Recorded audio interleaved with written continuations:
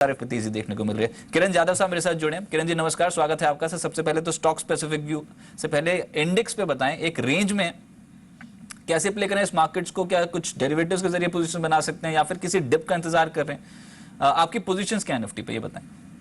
रजत जी, हमारी positions long है Nifty पे और मेरी ये सलाह है कि लॉन्ग ही बनाते रहना चाहिए। अगर हम थोड़ा ट्रेडिंग व्यू की बात करें तो ट्रेडिंग व्यू में इंपॉर्टेंट सपोर्ट है 8480। जब तक इसके ऊपर है तब तक मुझे लगता है कि इधर से एक ट्रेडिंग व्यू बनता है और लॉन्ग साइड पे पोजीशन रखनी चाहिए। 8500 बहुत अच्छा सपोर्ट का काम कर रहा है कल से, और इधर से इन लेवल से साइकोलॉजिकल सपोर्ट के चलते ये स्टॉक वापस एक बार ऊपर दिखाई दे रहा है। छोटा सा रेजिस्टेंस 8530 8540 का है। एक बार ये निकल जाए तब नेक्स्ट लेग ऑफ रैली चालू होगी। और जो चार्ट पैटर्न है उसके टारगेट करीबन हमें अगले 2-3 ट्रेडिंग सेशंस में, यानी सॉरी अगले हफ्ते तक ये 8650 तक जाने की उम्मीद मेरी है। तो लॉन्ग पोजीशन बिल्कुल बनाए रहने चाहिए। ट्रेडिंग व्यू है तो स्टॉप लॉस 8470 का रहेगा, और अगर इन्वेस्टमेंट व्यू है तो थोड़ा सा डीप डाउन रहेगा करीबन 8400 का।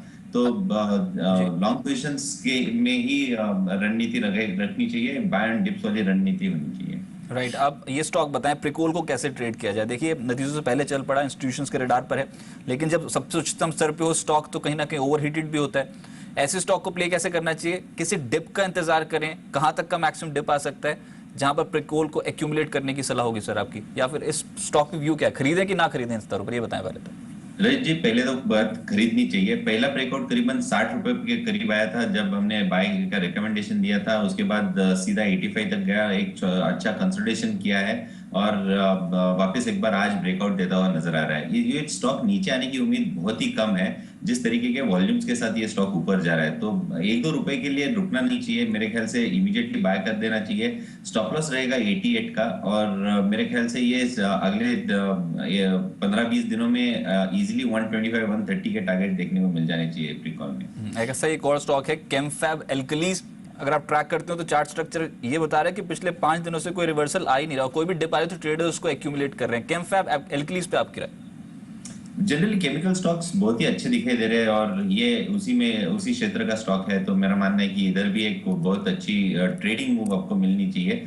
इन्वेस्टमेंट की सलाह नहीं दूंगा क्योंकि ये स्टॉक करीबन 66 से 162 तक छलांग लगा चुका है। इन लेवल्स पे इन्वेस्टमेंट करने की थोड़ी रिस्क रहेगी, पर ट्रेडिंग करने के लिए कोई दिक्कत वाली बात नहीं है। Strict near term stop loss रखना चाहिए। स्टॉप लॉस में रिकमेंड करूंगा, अभी 159 पे ट्रेड कर रहा है तो 154 का स्टॉप लॉस के साथ ट्रेड इनिशिएट किया जा सकता है, और 170 के टारगेट्स आज या कल तक आपको देखने को मिल जाने चाहिए।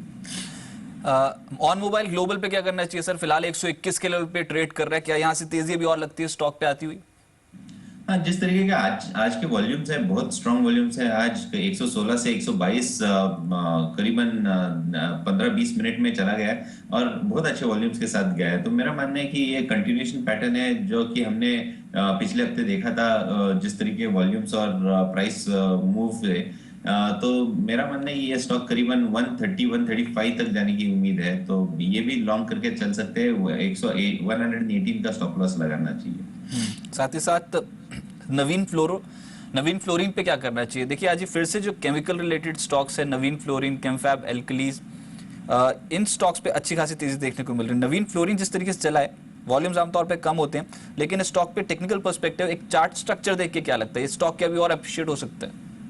चार्ट स्ट्रक्चर बहुत ही स्ट्रांग है। हमने देखा है करीबन मई महीने से ये स्टॉक एक रेंज में ट्रेड कर रहा था, 2000 on the lower side and 2170 on the higher side. आज इसका ब्रेकआउट हो चुका है, एक एसेंडिंग ट्रायंगल पैटर्न का ब्रेकआउट है, और इसके टारगेट्स बहुत स्ट्रांग है, यानी इजीली 27-2800 अगले दो महीने में जाते हुए मैं देख रहा हूँ ये स्टॉक। तो लॉन्ग पोजीशन ही बनाने चाहिए। अगर कोई अभी पोजीशन इनिशिएट करता है तो स्टॉप लॉस बहुत दूर नहीं है, करीबन 2150 के स्टॉप लॉस के साथ ये लॉन्ग पोजीशंस बनाने चाहिए, जो कि 2 महीने के व्यू होना चाहिए। ग्रैन्यूल्स देख लेते हैं एक बार, क्योंकि खबर यह है कि यूएस फार्मा ने करार किया है, सब्सिडरी ने यूएस फार्मा के साथ करार किया है, 12.5% हिस्सा खरीद के लिए करार हुआ है और ग्रैन्यूल्स एकदम से चलना शुरू हुआ है। 3.5% के आसपास की तेजी फिलहाल यहाँ पर है दिन के उच्चतम स्तर पे। एक छोटा सा कमेंट आपका किरण, क्या यहाँ से अभी और तेजी दिखती है ग्रैन्यूल्स? हाँ, उसका ऑल टाइम हाई लेवल करीबन 161 162 है। वो लेवल टेस्ट होती नजर आ रही है। जिस तरीके के वॉल्यूम्स है, वो चार्ट पैटर्न है, चार्ट स्ट्रक्चर है, सारे के सारे स्ट्रांग है और अच्छा बेस बिल्डिंग फॉर्मेशन हुआ था करीबन 110 का।